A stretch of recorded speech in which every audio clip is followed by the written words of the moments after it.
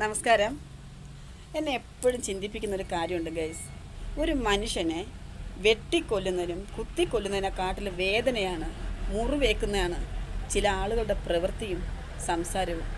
വാക്കുകൾ കൊണ്ട് മറ്റുള്ളവരെ മുറിവേൽപ്പിക്കുക, അവരെ തകർക്കുക. പക്ഷേ ഞാൻ തകരില്ല. എന്നെ എത്ര തകർക്കാൻ ശ്രമിച്ചാലും ഞാൻ തകരില്ല. കാരണം എൻ്റെ ചെറുപ്പം തൊട്ടുള്ള എൻ്റെ സ്വഭാവമാണ്.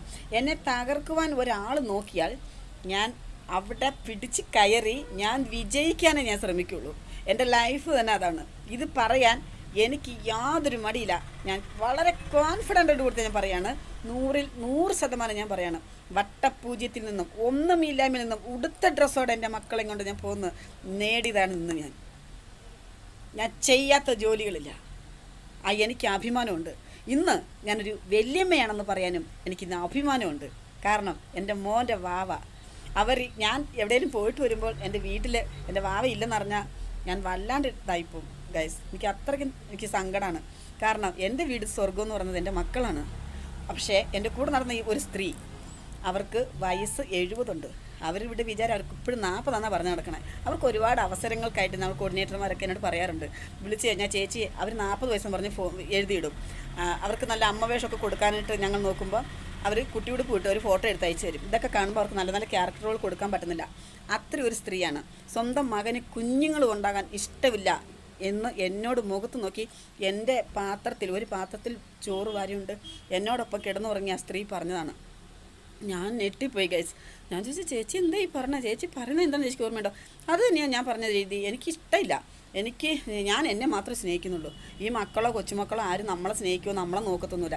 അപ്പോൾ അവർ ഈ നാളെ കട്ടുകുഴി കിടക്കുമ്പം ആര് നോക്കും? ഞാൻ പോയി നോക്കുമോ? അതോ നിങ്ങൾ നോക്കുമോ? അതോ തെരുവി കിടക്കുന്ന ആൾക്കാർ ഒന്ന് നോക്കുമോ? അവരുടെ സ്വന്തം മക്കളെ നോക്കത്തുള്ളൂ. ആ സ്ത്രീ പറയാണ്, എൻ്റെ മോന് എനിക്ക് മക്കളുണ്ടാകുന്ന എനിക്ക് ഇഷ്ടമല്ലെന്ന്. ആ സ്ത്രീ എന്നിട്ട് എൻ്റെ കുഞ്ഞിൻ്റെ വാവയുടെ ബർത്ത്ഡേക്ക് ഉടുപ്പ് മേടിച്ചിട്ട് വന്നു. ആ ഉടുപ്പ് മേടിച്ചു കൊടുത്തെന്നറിയാം അവരുടെ മരുമോള്. അത്രയും സ്നേഹമുള്ള ഒരു പാവം കുട്ടിയാണ്. അതിൽ കുഞ്ഞുണ്ടാകലെന്ന് പ്രാർത്ഥിക്കുന്ന ഈ ദുഷ്ടയായ ഈ സ്ത്രീ, അവരുടെ മനസ്സ് എത്ര നീച്ചമാണ്, എത്ര നീച്ചമാണ്. എനിക്കൊക്കെ സഹിക്കാൻ പറ്റില്ല ഗൈസ്. പക്ഷേ ആ മനസ്സുള്ളവരാണ് എൻ്റെ കൂടെ നിന്നുകൊണ്ട് എന്നിലൂടെ എൻ്റെ ഷോർട്ട് ഫിലിമിനകത്ത് നല്ല അവസരം കൊടുത്ത് എനിക്കിട്ട് പണിയാൻ തുടങ്ങിയപ്പോൾ. ദുഷ്ടനായ ഒരുത്തൻ, ഒരു ചതിയനായ ഒരുത്തനെ കൂട്ടുപിടിച്ചുകൊണ്ട് അവനെ ഡയറക്ടർ എന്ന പോസ്റ്റ് നേടി കൂടെ നിന്നവരെല്ലാം അടിച്ച് പുറത്താക്കിയിട്ട് ഈ 2 മൂർക്കം പാമ്പിൻ്റെ വിഷമുള്ള ഈ 2 വിഷപ്പാമ്പുകളും വളരെ മോശമായ രീതിയിൽ എന്നെക്കുറിച്ച് സംസാരിക്കുന്നു.